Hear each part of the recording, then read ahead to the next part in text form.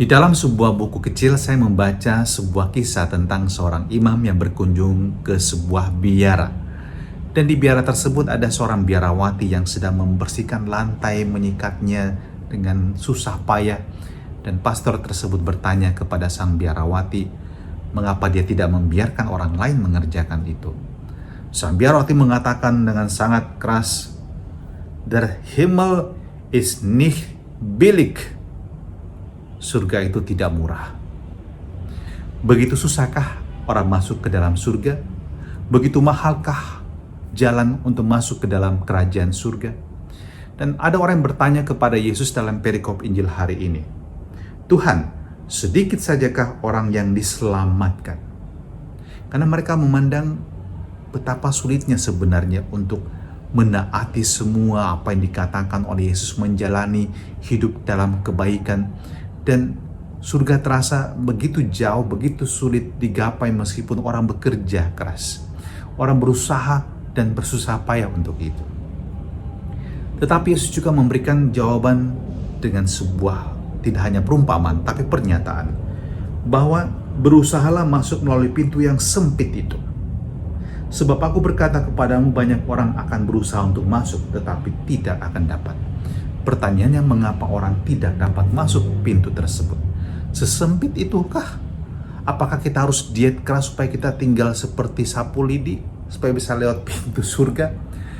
Di awal pandemi kami, para imam, sering berkelakar.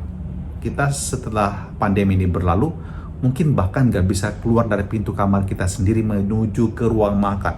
Kenapa? Karena kita sudah sangat gemuk dan kita sudah melebihi ukuran pintu. Tentu itu merupakan candaan, tetapi saya membayangkan, dan ini analogi. Kalau ukuran kita membesar, kita tidak bisa masuk ke lubang yang seharusnya kita bisa lewati ketika kita situasinya normal. Dan yang membuat kita besar dalam konteks ini adalah bukan karena perbuatan baik kita, tapi karena segala dosa-dosa kita. Segala keterikatan kita dengan hidup kedagingan, kalau mengikuti apa yang dikatakan oleh Paulus dalam suratnya kepada jemaat di Roma, ketika manusia tidak mau menanggalkan semuanya itu, maka bagaimana dia dapat melalui pintu surga yang ditentukan sedemikian besarnya, supaya dapat dilewati oleh setiap orang yang rendah hati, yang mau taat.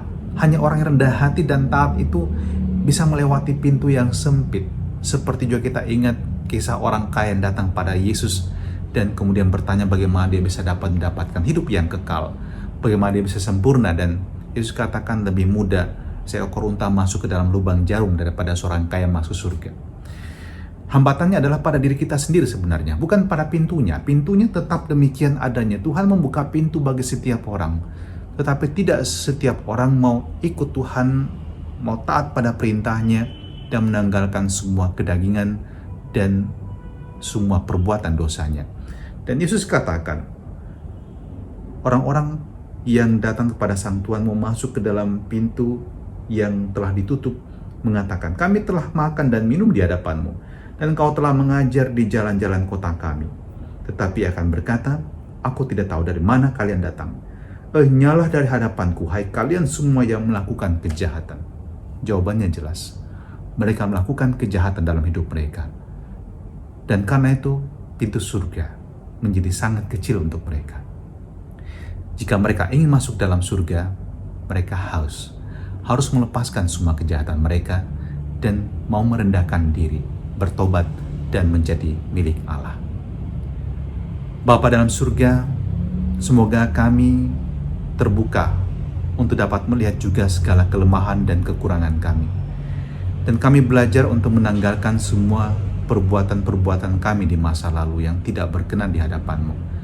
Kami hidup baru dan kami percaya bahwa Engkau juga menjanjikan surga yang mulia untuk kami masing-masing, dan berkati kami dengan berkat-Mu yang Maha Kuasa, dalam nama Bapa dan Putra dan Roh Kudus. Amin.